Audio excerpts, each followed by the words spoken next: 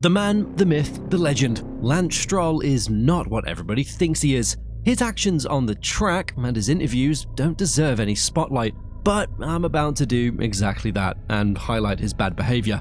This is every time Lance Stroll deserved to go to jail. While I could make a whole highlight reel of his Formula 3 seasons with weird crashes and his impeccable ability to not watch his mirrors, I want to dive deeper into the real reason he actually became champion. It wasn't junior Stroll who did something criminal, it was senior who did. While Lance dominated the 2016 Formula 3 season with 14 wins out of 30 races and won the championship, it was his father who ensured his victory. Lance Stroll invested in the Prima Power Team, where his son was a member. Investing isn't necessarily unethical, but £60 million in a Formula 3 team? He just bought everything. Even the personnel of the team were in favour of the Stroll family. They influenced team operations and decisions, ensured top-tier equipment, and helped Lance Stroll dominate. Of course, a lot of controversy and accusations surrounded this. George Russell, known for his political outspokenness with the FIA nowadays, accused them of using team orders to benefit Lance Stroll, something not unusual in racing, but also not entirely legal. His Formula 1 career can be split into multiple chapters, and that's exactly what we'll do here. We'll leave no stone unturned in uncovering everything, bordering on criminal. Before his F1 debut, his father assembled a car, mechanics, multiple engines, and several testing days, all to prepare his son for the big moment, becoming a Formula 1 driver. His father, of course, bought him another seat, otherwise he wouldn't be on the grid, if you ask me. While our favourite Formula 1 driver achieved a podium in his first year, it was his crashes that took the spotlight. He continued with what he's best at, not looking at his mirrors and lacking any spatial awareness. Stroll started strong in the 2017 pre-season. He lost the car in a spectacular way. It was so special that nobody'd ever seen anything like it before. He touched the curbstone at turn 5 and spun into the gravel. In China, he collided with Sergio Perez on lap 1 of the race. While Perez did make an optimistic move, Stroll could have used his mirrors more to see him coming. It wasn't a move out of nowhere. Perez was alongside him at the previous corner, attempting an overtake. Like a proper F1 racing game player, Stroll just followed the racing line and closed the door. This incident occurred on lap 1, so there was no penalty. The next race was in Bahrain, where our favourite followed the racing line again. Yes, he had the corner, and yes, Sainz could have handled it better. But Stroll was focused solely on the corner, and what's also on the right side of his car? A mirror. He could have seen Sainz and taken a completely different line. Sainz, well, he wouldn't have had a good exit out of the corner and couldn't have completed the overtake. Yet, Sainz was the one penalised for the incident.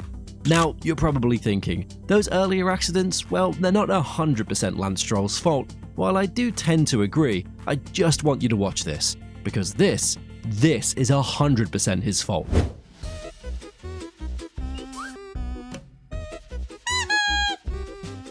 How on earth did this happen? It's post-race, everyone's driving slowly, one driver completes a faster in-lap than others, but you always need to have awareness of your surroundings, and that's something Stroll just doesn't have. Sebastian Vettel saw Stroll on the inside of the corner and tried to go around the outside, something that happens often. While Stroll was focused on the inside, he completely forgot about the outside of the track. He didn't change his steering input, but because of his speed, the car oversteered. He ended up taking a wider line and didn't correct it. This resulted in Stroll bumping into Vettel, one of the most bizarre moments I've seen, and definitely worthy of some punishment. His second home Grand Prix lasted exactly 5 turns. The home hero crashed. He lost his car going into turn 5 and collided with Brendan Hartley. The latter wasn't exactly a bright light either, placing his car on the outside of turn 5, but what really surprised me was Stroll's radio message after the crash. Crashed, yeah, copy, you okay? Got a puncture, I think I had a puncture. You definitely felt your car oversteering, hitting another car, and then the wall. Or, if you're Lance Stroll, you didn't. While there was more on-track silence in 2018, a lot happened off-track. Force India was going bankrupt, and Lance Stroll decided to buy a Formula 1 team this time. It led to Lance Stroll replacing Esteban Ocon, a move that infuriated many F1 fans. Ocon was known as a proper talent, often mentioned in the same sentence as Charles Leclerc and Max Verstappen. Now he was without a racing seat because of money.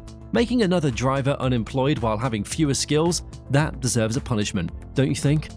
In 2019, Stroll was at his new team, Racing Point. A new environment, but not a new Stroll. While we have highlighted his crashes with other drivers, he also crashed several times entirely on his own. In FP1 in Spain, Stroll's spatial awareness kicked in. He touched the grass and went into the wall. Apparently, the grass was in his way. Let's stay in Spain for a second. In the race, he collided with Lando Norris because he closed the door. Yes, Norris was around the outside and could have yielded, but Stroll didn't use his mirrors again. Where have we seen that before? Baku was a highlight in 2017, but free practice in 2019 was far from that. Stroll miscalculated his ability to make a corner. He couldn't make it, but he just kept on trying.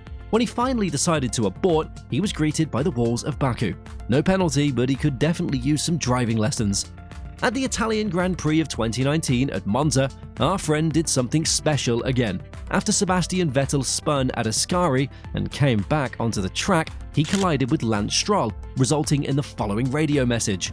Came back on the circuit like an idiot. So, what did Stroll do next? Well, exactly the same thing. While racing in Imola in 2020, everything seemed to be going fine. Lance was driving, and the team called him in for a pit stop, a routine part of every Grand Prix. Not for Stroll. He braked too late, hit a member of the pit crew, and blamed cold brakes. Quite strange considering he was in the middle of a race. In free practice for the Portuguese Grand Prix, Lance Stroll showcased his incredible use of mirrors and spatial awareness. He finished his lap, and as drivers usually do, he should have gone off throttle and let others by. But not this time. Verstappen started his lap and approached turn 1. While Verstappen was on the inside, Stroll blindly turned into the corner, colliding with him. His comment? I didn't see anyone. In the race, Stroll didn't learn his lesson. He collided with Lando Norris by lunging around the outside on the straight, turning in and touching Norris, resulting in a spin and damage to his car. Once again, no mirrors. Racing Point became Aston Martin after senior Stroll invested in the iconic car brand, another way to secure his son a race seat. New car, new outfit, and a new teammate. A fresh start.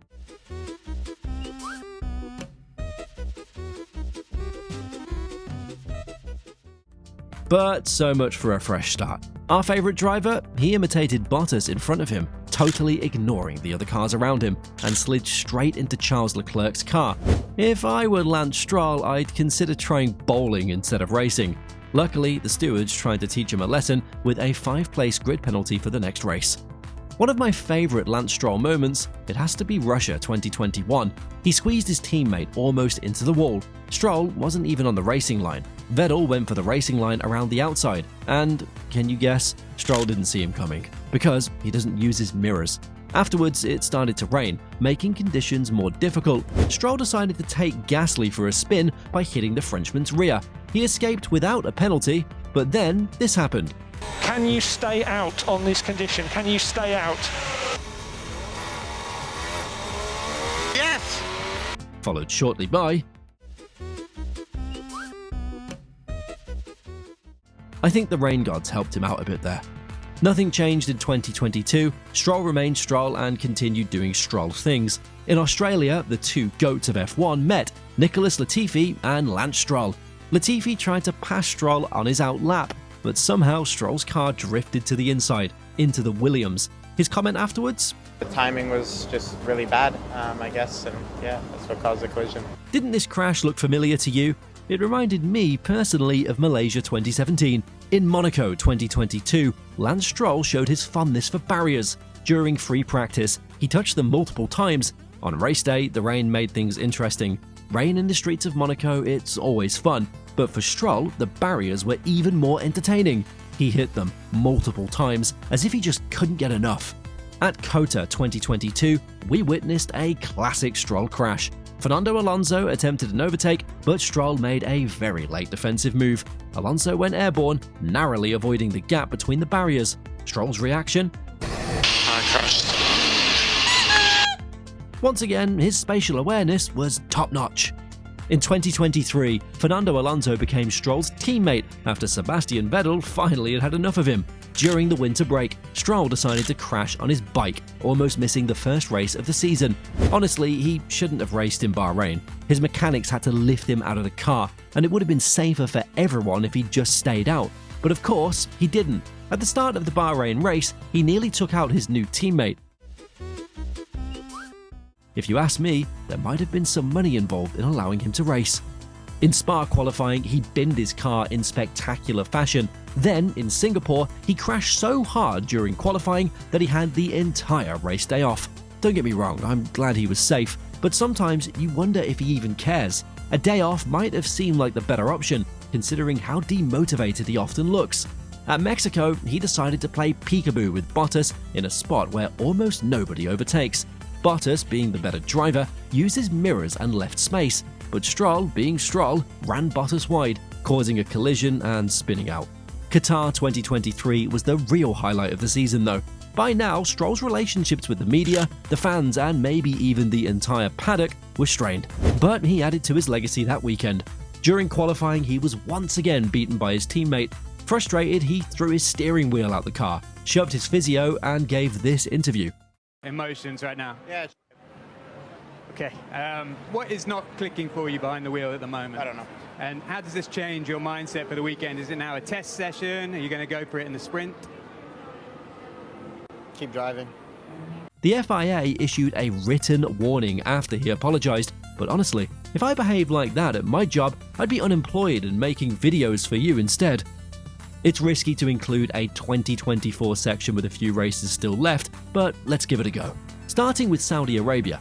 Remember how Stroll loved the barriers in Monaco 2022? Well, he found joy in them again at Jeddah. As usual, his spatial awareness let him down. He took a corner too early, touched the barrier, and went straight into the wall. All of this happened on lap 6, another early day off. China showcased his incredible spatial awareness again while driving behind the safety car. Stroll decided to do this. Unsurprisingly, he didn't think it was his fault. He wasn't looking ahead, but instead focusing on the apex of the corner, completely losing awareness of his surroundings and bumping straight into Ricciardo. This is a classic Stroll moment, right? And here we have it, Brazil 2024, the ultimate highlight. Earlier that morning, Stroll crashed during qualifying. His mechanics worked tirelessly to repair the car, doing an amazing job. But instead of rewarding their efforts, Stroll did what he does best. During the formation lap, he spun his car.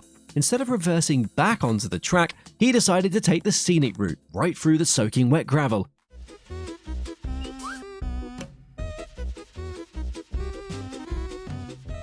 Naturally, he blamed everything but himself. This moment, well, it perfectly sums up Lance Stroll if you ask me. I honestly cannot comprehend how he managed to pull this off. While I don't know what's in store for our favourite Lance Stroll in the future, I do know what's going to happen to you. You're going to watch one of the videos on the screen. See you there.